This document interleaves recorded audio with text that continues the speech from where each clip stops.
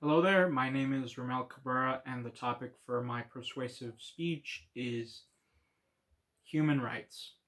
Now, I want to talk about human rights. Throughout history, many people have been discriminated based on where they come from, their origin, their religion, their background, their ethnicity, and so forth. It's happened to them for many centuries, to be honest. These groups have suffered long enough, seeing that they were forced to convert to the majority's ideals and philosophies to what these governments or large groups are eradicating to see as a potential threat.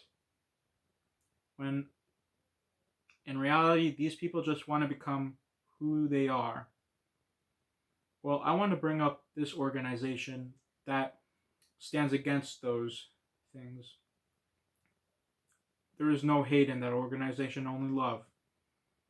And this organization I'm talking about is Amnesty International, a nonprofit organization based in the United Kingdom who supports all groups of ethnicity and background.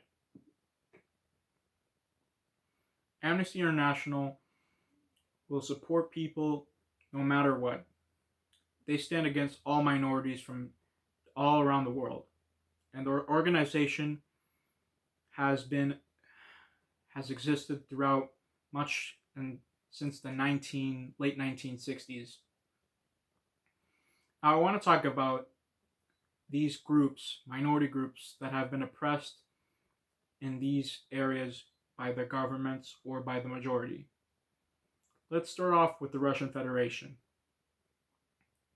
and their stance against the LGBT people that are trying to fight for their rights. Many LGBT groups have been shunned, silenced, even murdered, just so to prevent any influence around the country in Russia. Large majorities threaten LGBT people, they have murdered people, and because of this, many of the LGBT citizens are forced to flee their homeland into some other country where hopefully they'll be accepted. Another thing is that there is political prejudice against LGBT rights and the people as well. The so-called anti-propaganda law prohibits any information, including LGBT information and rights, from being leaked around the country, which is hurting their identity. Many of the LGBT people suffer hard from this, especially in the region called Chechnya, where over there they are tortured and forced to disappear. Next, I want to bring up Mexico. This nation suffered long and hard from the mass violence and destruction that has occurred throughout many decades, specifically toward two sides fighting for control of the Mexican government and a large umbrella organization of various drug cartels that fight for influence. Journalists are the one who have the hardest in that country, as they try to find any information regarding towards what's happening in Mexico and around the world. These cartels or corrupt government officials tend to do anything they can in their power to silence them. Consider that journalists are assassinated or executed in cold blood just to stop the leaks of any information in detail by cartel members, or probably inappropriate arrests, which has forced many people who take part in journalism to disappear, or threats to stop spreading information that's been recently leaked. That has occurred pretty much all the time. Especially the civilians have it hard the most. They get caught in the crossfire between these two groups, which has led to many casualties. And now I want to move to North Korea. This so-called hermit kingdom is a tyrannical dictatorship that strictly limits the rights of the North Korean citizens. Particularly people who violate their rules by saying anything or do anything against the North Korean government and its philosophies, the following things will happen. You'll be forced to be under detention and be placed in a political prison camp where very few people have survived and escaped from that place, seeing that they will not torture you as a human being, but they will torture you more like an animal locked in its cage and abuse you no matter what. Secondly, they tend to execute many officials who violate these codes of North Korea. And third, any information regarding towards the outside world, like South Korea or the United States, seeing that North Korea sees them as their enemy, they'll pretty much do horrendous things to you, such as maybe feeding you to dogs or placing you to work with little food to eat. It's hard for them.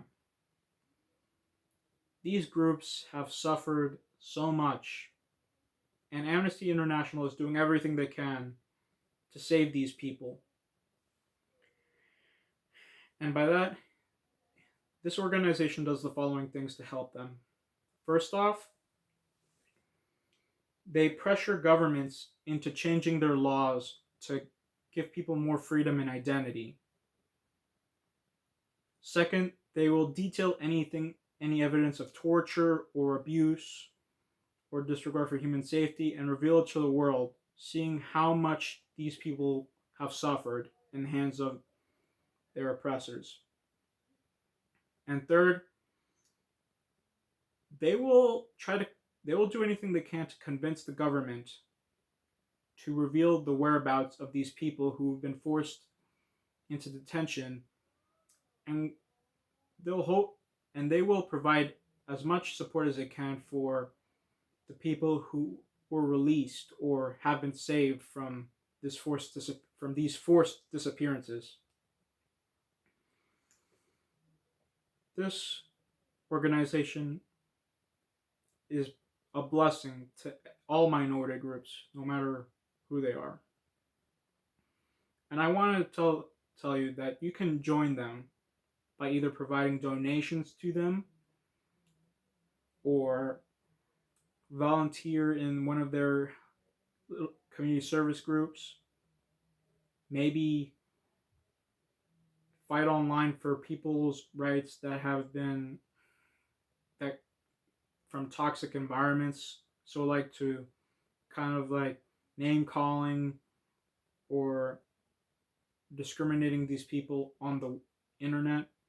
Or you could fully join Amnesty International altogether. You could be recruited into their cause, all in all. Right now, there are people who suffer worse from you.